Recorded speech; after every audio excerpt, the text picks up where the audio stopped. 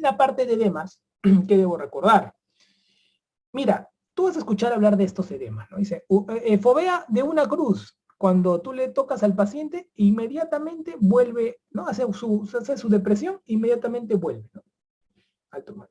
120 es el volumen de sangre que se llena totalmente el ventrículo en la diástole. Es el total, el telediástole. Acuérdate, tele final, diástole, telediástole, final de la diástole. Es el 120. ¿Sí? Y lo que queda al final de la sístole, o sea, cuando ya se contrajo, se llamaría telesístole. Si llevo todo 70 y era 120, ¿cuánto queda? 50. Telesístole de la 50. ¿Ok? Muy bien, mira, hay gente que dice, ¿no? Una cruz, cuando yo le meto el dedo, saco mi dedo y vuelve rápido. Una cruz, pero tiene una cruz, ¿ah? Dos cruces, le pongo el dedito, ¿no? Saco mi mano, más o menos demora, mira, más o menos, puede llegar a demorar hasta 15 segundos. O sea, todavía se muestra, ¿no? Y luego vuelve a su normal. Fovea 3 cruces, doctor, este paciente, ¿no? Más de 2 minutos. Se queda la... Fovea 4 cruces, doctor. Más de 5 minutos. La huella. Ya, toda esta vaina es florazo de la medicina interna para florear a los alumnos mientras estás pasando visita, ¿no? A la larga no nos importa. No nos importa. Solamente nos dice de una u otra manera el grado de agua y retención que está bien. ¿Qué es lo que sí nos importa? Más que el tiempo que un edema se presente en un paciente, nos importa el nivel del edema. O sea, yo tengo una cosa que tú me digas que tenga los tobillos hinchados, ¿no? Otra cosa que me digas que tienes hasta las rodillas, y otra cosa que me digas que tienes todo el cuerpo, hermano. O sea, otra cosa, ¿no? O sea, no hay forma, ¿no? Y otra que palpe se diga. No, entonces, no hay forma, ¿no? Entonces, si tú me dices, tengo los tobillos, por ejemplo, yo veo pacientes con insuficiencia venosa, pues un montón diario. Entonces, oh, doctor, vengo acá porque mis pies están hinchados. Me han dicho que vengan con usted. Entonces, tú dices, ¿no? Oye, este paciente tiene los tobillos hinchados. ¿Qué causas tengo que yo pensar cuando veo un paciente que tenga los tobillos hinchados? Así tienes que pensar. Por lo tanto, puede ser fisiológico o patológico. Mira, puede ser fisiológico. Debe tener algún grado de repente de retención hídrica. Puede ser. O sea, tú puedes hasta hacerte loco hasta los tobillos. Me hincha un poquito, doctor, las piernas. Tengo mi mamá de repente. Puede ser que tenga, puede ser que incluso, claro, en la gestante, por ejemplo, ¿no? Se ve eso, ¿no? Doctor, tengo mis tamalitos, dice, ¿no?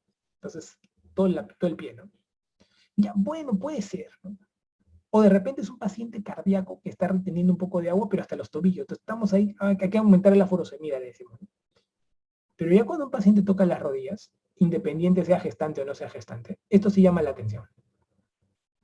Acá puede ser hasta el calzado. Cambia el calzado. Pero acá no hay forma. Esto es patológico. Entonces nos importa esto.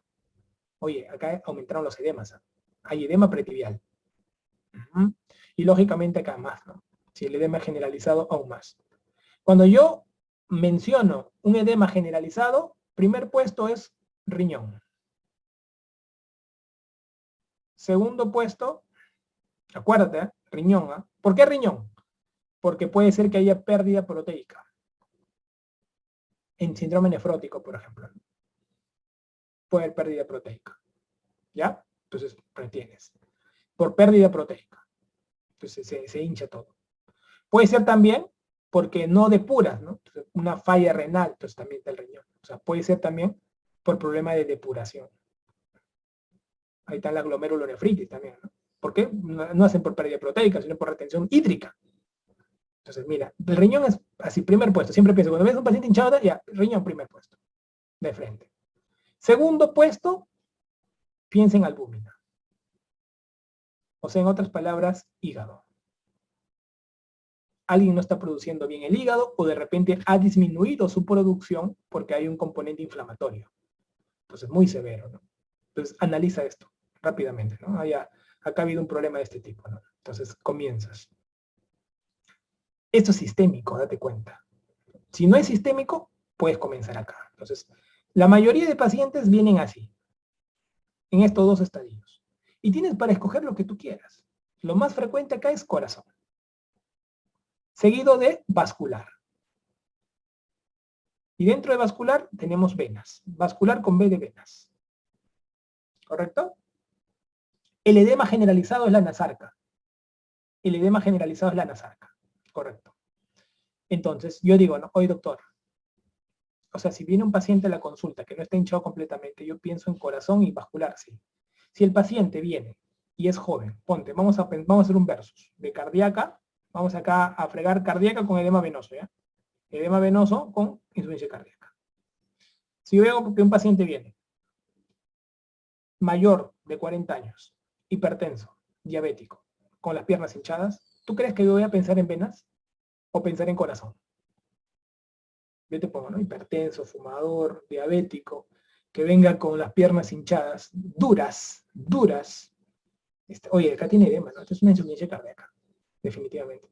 Entonces, pienso primero en corazón. Mandaré a hacer un estudio de ecocardiografía y de EKG. Mínimo para ver electro y ver estructura. Se acabó. Se acabó.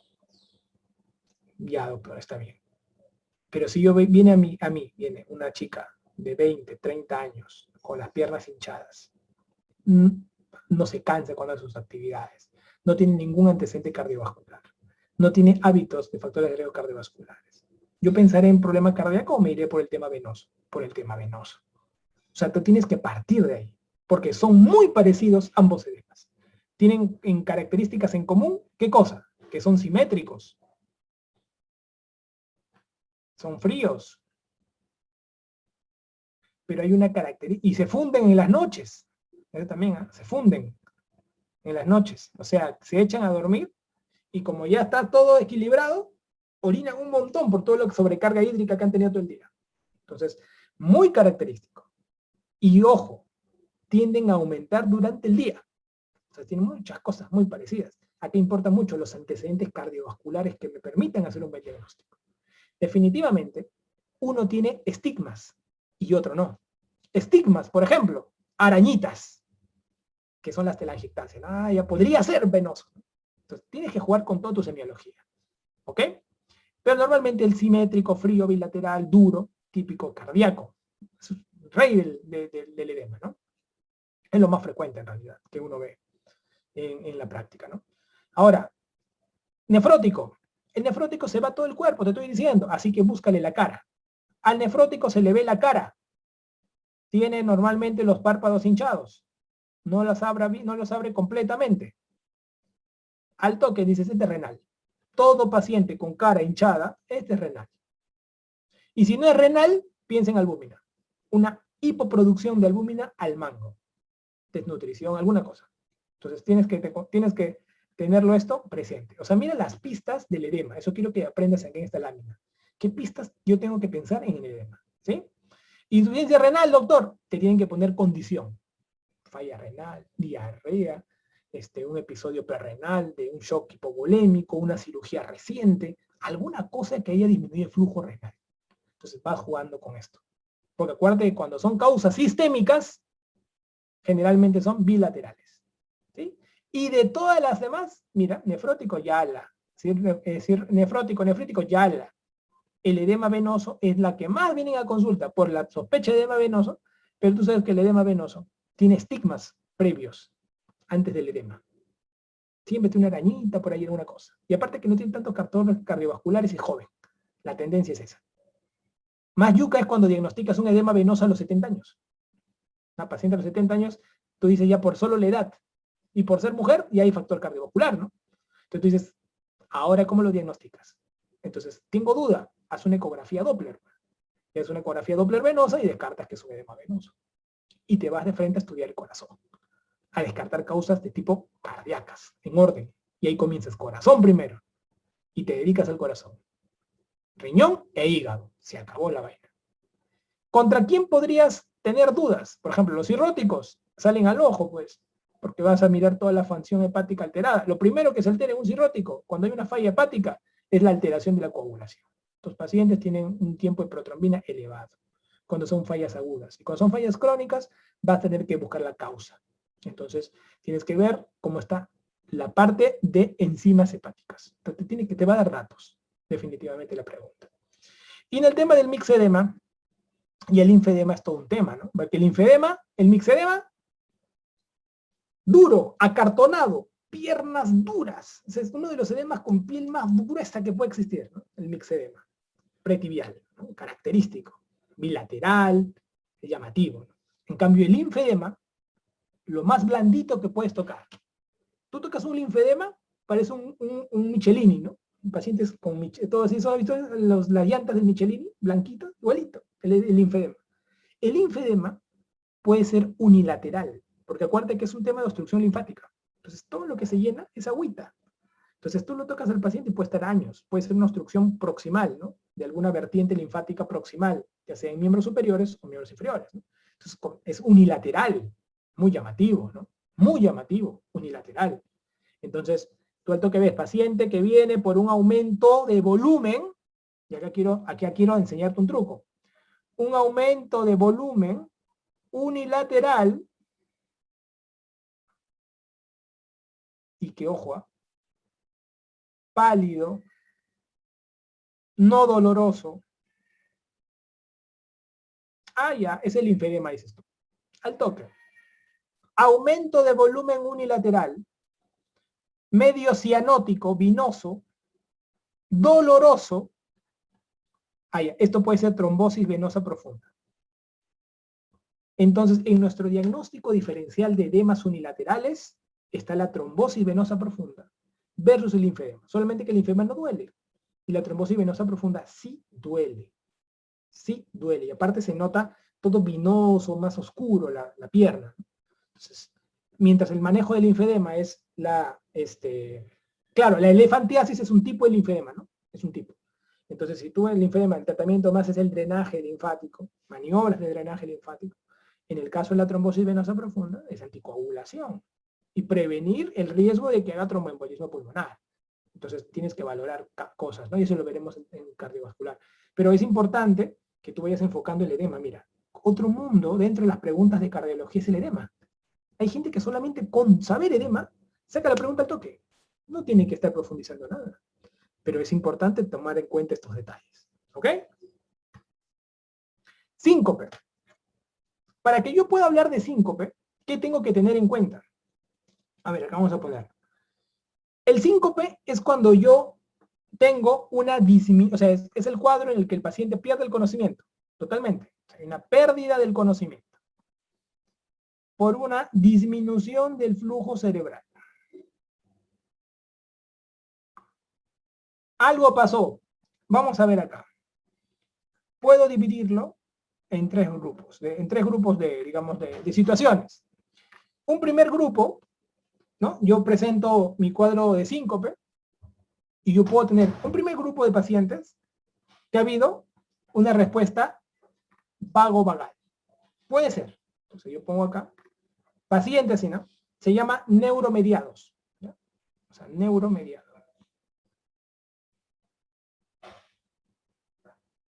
Un segundo grupo de pacientes, por ejemplo, así, ¡pum!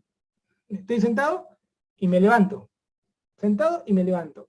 Puede ser por un componente, ¿no?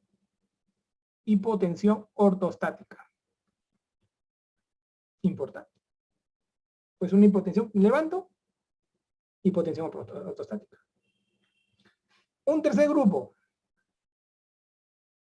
síncope de origen, podemos ser cardíaco. Cardíaco.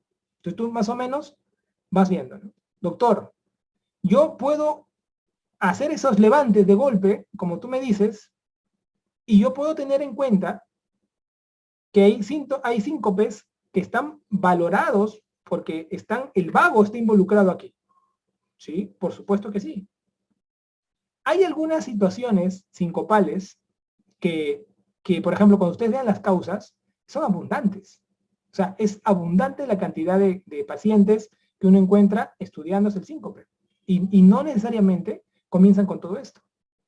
Entonces, neuromediado, hipotensión ortostática, todo esto, yo se los voy a agrupar en 3 bloques para que ustedes, cualquier pregunta de síncope que venga, ustedes lo estructuren así.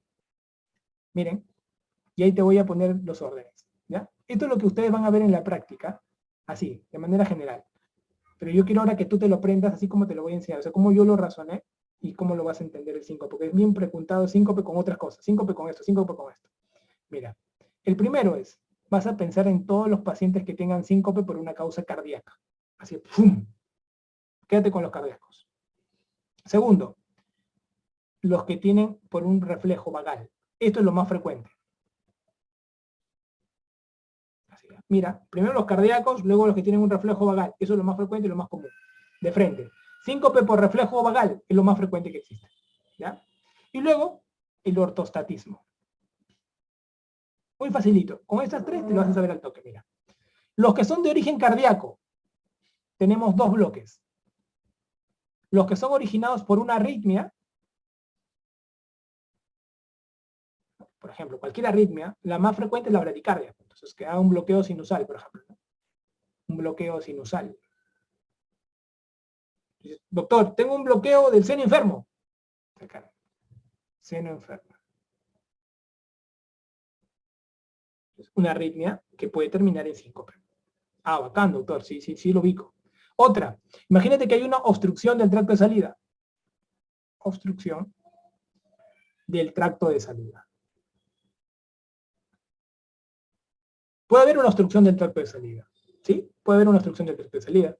Entonces, como hay una obstrucción del tracto de salida, puede ser una estenosis aórtica, ¿no, doctor? Una estenosis aórtica.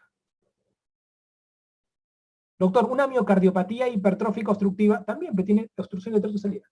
Oh, bacán, doctor, ya la estoy captando ya. O sea, ahí van a ir las preguntas. Ahí van a ir las preguntas. Perfecto. A ver, doctor, este es cardíaco, ¿no? Sí. Entonces en mis exámenes yo voy a poder utilizar algún test de diagnóstico cardíaco, ¿no? Solito tú vas a sacar la diferencia. Ahora, los reflejos vagovagales. Ya tú sabes por qué vago-vagal, ¿no? Sube y baja por el bajo.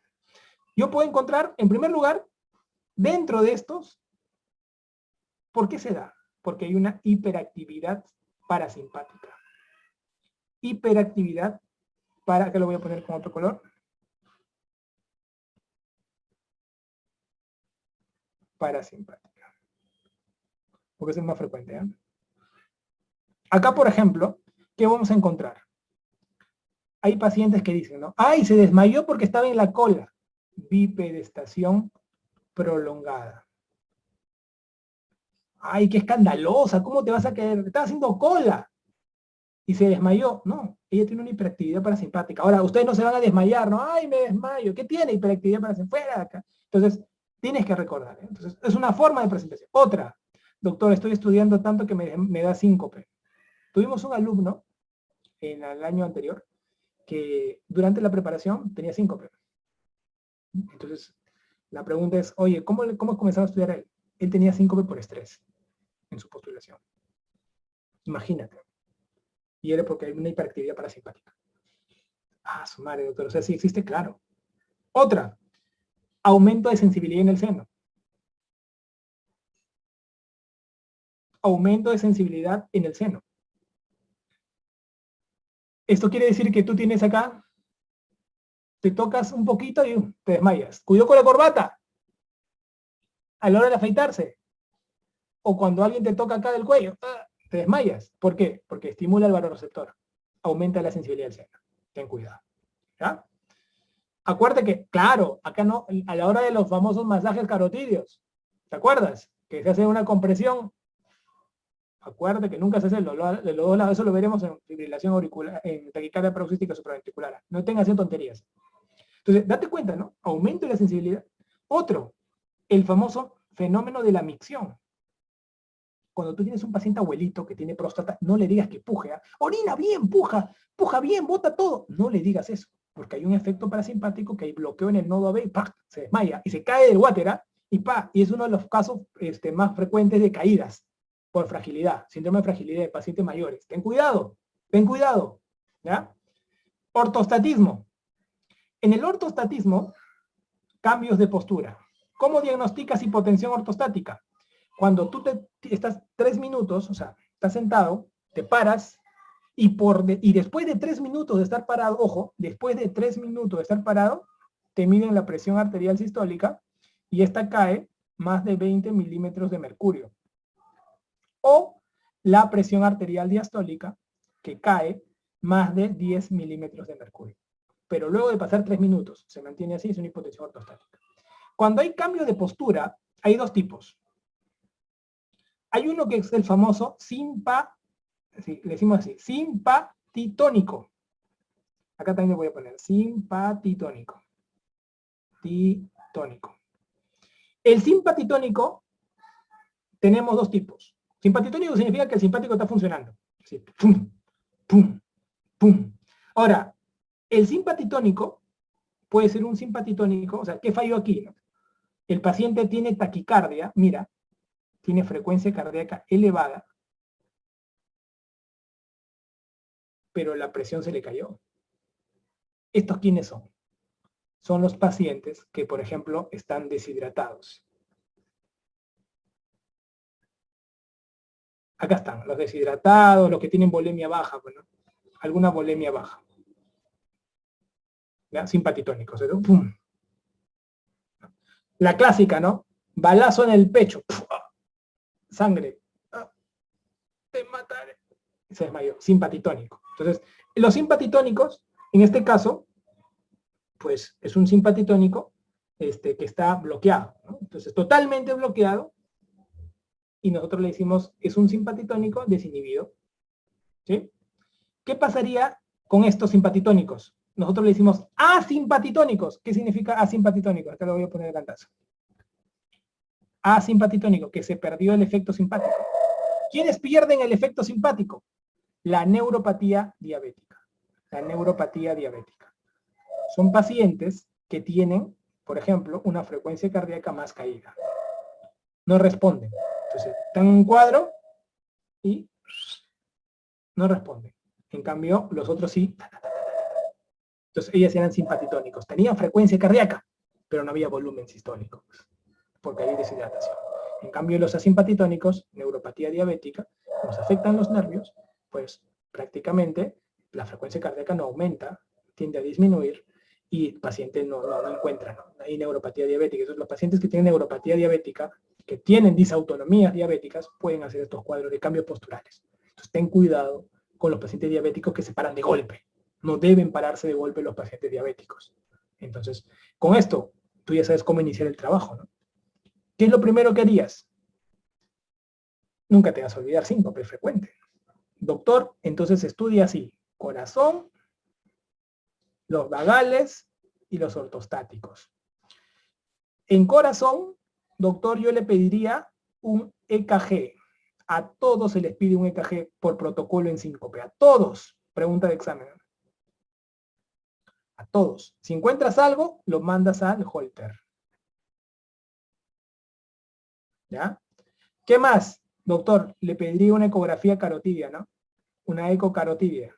Bacán. Para ver tracto de salida y de acuerdo a la clínica del paciente y toda la peña, ¿no? Con esto ya te comiste todos los temas cardíacos. Oye, doctor, ¿y cómo puedo estudiar esta vaina? ¿Cómo puedo estudiar esto? Fácil, pero, por ejemplo, esto de acá lo diagnosticas con lo que te enseña acá abajo. Lo haces que se pare, porque está echado, apárate, 3 minutos, mire, si hay hipotensión ortostática, pues uno de estos dos casos. Y estos de acá, los vagales, se hacen con el test de basculación. Se llama mesa basculante, ¿no? Como que simula el efecto. Entonces, y con eso se diagnostica todo. Si tienes otras enfermedades, puedes aumentar todos los estudios cardiológicos que existen. Entonces, con eso se hacen los 3 grandes bloques, ¿no? Doctor, entonces ese chico que se desmayaba, él tenía que someterse, claro, él tiene que primero descartarse, acuérdate que siempre tienes que descartar con EKG, primero que no tenga ninguna arritmia, le hacen un Holter, todo está bien, perfecto, le hago una ecocardiografía. Siempre cuando hago ecocardio, siempre hay que hacer ecocardiografía para que no haya problema de tracto de salida, jóvenes aún más. Y luego que ya descarto eso, le hago el test de ortostatismo, que lo puedes hacer en un consultorio cualquiera. Al final, hoy no tiene nada de esto, ahí recién lo mandas al test de basculación. Ahí recién. ¿Correcto? Test de basculación. Ahí le mandas test de basculación, que es un test de la mesa. ¿Sí? Los cambios que ocurran en el tema de la mesa. Entonces ahí lo mandas a un test de basculación y esos cambios que van a haber de acuerdo a la mesa, ahí recién haces el diagnóstico de hiperactividad parasimpática. ¿Ok, chicos? Entonces, ustedes quiero que recuerden muy bien estos pequeños detalles que hacen la diferencia.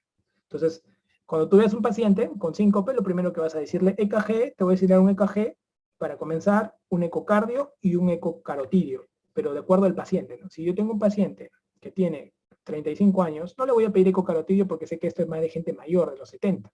Entonces, pero sí le voy a pedir un EKG y un ecocardio. Si eso sale negativo, mientras tanto en consulta le puedo hacer un test de ortostatismo para ver si tiene alguna de estas características, sobre todo si son diabéticos, hace un test de ortostatismo, y si sale negativo en todo, entonces le mando a un test de basculación. Le hacen el test y es el famoso TIL test, también lo conocen algunos, y si sale esa es positivo. El pata tiene reflejo vagal aumentado, así que hay que tener cuidado que no se esté estresando mucho, porque cualquier estrés, ¡pum!, se desmaya. De golpe, ¡pa!, descarga, bloqueo nodo B, ¡pum!, se cae. Entonces, eso es lo que ustedes tienen que aprender. Y esto es parte de la semiología, es una pregunta de síncope. La pregunta que más hacen de síncope es asociada a estenosis aórtica, ¿no? Entonces tú sabes que todo eso termina, soplo, del famoso DAS, disnea, angina y síncope, estenosis aórtica. Entonces tú tienes que ir orientando de acuerdo a la semiología a que te enfrentes al paciente. ¿Ok, chicos? Muy bien, muchachos. Nos quedamos acá con ustedes el día de hoy. Con ustedes pasa el tiempo rápido, ¿no? Parece que estuviera haciendo, estuviera hablando con mis amigos. Vamos a, como tenemos 4 clases de cardiología, en la primera mitad de la clase 1 de cardio, vamos a acabar la parte de que nos falta de fármacos y me parece también métodos diagnósticos para que me puedan entender todo y poder ir avanzando con evidencia. ¿Ok, muchachos? A estudiar un montón y ya nos estamos viendo en la siguiente clase. Cuídense mucho.